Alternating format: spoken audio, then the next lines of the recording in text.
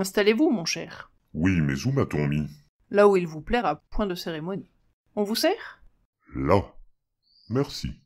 Mais il faut vous nourrir, sans quoi, mon pauvre ami, vous allez dépérir. Ce vin vous tente-t-il?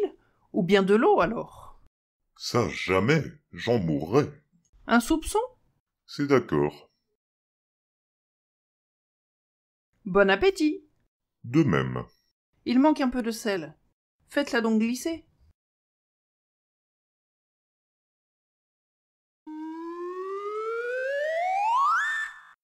La soupe vous plaît-elle? Et comment? C'est le fond. En voulez-vous aussi? Vous avez terminé un peu plus? Non, merci. Si, pour finir le sel. À vos ordres, j'abdique. Vous me disiez tantôt que la belle Angélique avait eu des rapports assez particuliers avec un invité. Je vous crois volontiers. Baste qu'un tel forfait se fît à mon insu. Inutile à présent de revenir dessus. Tout à l'heure, avec moi, vous parliez sans détour, en toute honnêteté. Maintenant, c'est mon tour d'être franche avec vous. Vous voilà sérieuse? Oui, Philippe. En effet, je serais curieuse d'entendre votre avis si je vous informais que Siffert expédie des lettres enflammées. Oh, rien n'est étonnant. Pour ça, il a le chic. Oui, mais tenez-vous bien, j'ai nommé Angélique. Que me dites-vous là? Comment est-ce possible? Mais c'est la vérité, cruelle et intangible. Figurez-vous, mon cher, qu'après votre départ, un valet, ce matin, est venu de sa part apportant un billet, comme je vous l'explique, qui était destiné à... Non. Si. Angélique? Oui. Vous n'ignorez point, ou de moins, je le pense, que Siffert a pour moi quelque peu d'importance. Et là, ce que j'ai fait n'était pas convenable. J'en suis coupable, certes, mais pas responsable. À quoi bon vous mentir? Je n'ai pu m'empêcher, en voyant ce billet, d'en noter le cachet. Vous avez fait cela? Tout à fait. C'est horrible. Je sais. Ce que j'ai lu était bien plus terrible. En survolant d'un œil ce papier malheureux, je sentais le discours de Siffert amoureux. Je ne vous dirai point combien cette lecture fut atroce à mon cœur. Mon Dieu, quelle torture! Si bien que de douleur, dans un accès dément, j'ai détruit sans regret l'infâme document. De l'évoquer ainsi, j'en tremble, j'en pâlis.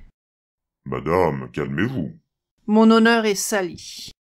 Je l'avais averti pourtant, je vous assure, qu'Angélique et Cypris avaient eu aventure.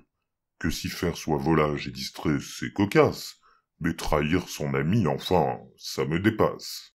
Quoi? Trahir son ami? C'est tout ce qui vous choque? Et moi, qu'il m'ait trompé, tout le monde s'en moque? Non, ce n'est pas vraiment ce que j'ai voulu dire. Mais pour vous, je savais. Je devrais vous maudire. À bien vous écouter, vous venez de prétendre qu'il m'a déjà trompé, ou je dois mal entendre? Non, je sauvais. Sauver quoi? Le coup. Le coupable, c'est lui. Voilà, un point c'est tout. C'est tout ce que j'ai dit. Ah, comme il me dégoûte. Puissiez-vous dire vrai? Tout de même, je doute. Étonnant. Renversant. Je suis abasourdi. Quel inique complot Siffert a-t-il ourdi contre son compagnon? C'est bizarre. Il me semble qu'hier au soir encore ils plaisantaient ensemble. Je n'entends rien. Vraiment. Et moi donc? C'est un drame, car c'est contre Cypris que tout ceci se trame.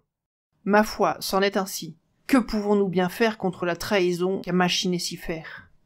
Il la faut empêcher, en courant au plus vite, rendre compte à Cypris de la lettre maudite, l'informer prestement que Siffert le talonne et dénoncer surtout ses intrigues félonnes. Mais Cypris est placide, il a trop bonne humeur pour qu'il ne se résolve à croire ses rumeurs. Siffert est son ami, un confident, un proche. Il y a tout de même un os, une anicroche. Aussi faut-il agir, je suis dans l'embarras, mais il faut déjouer ce complot scélérat.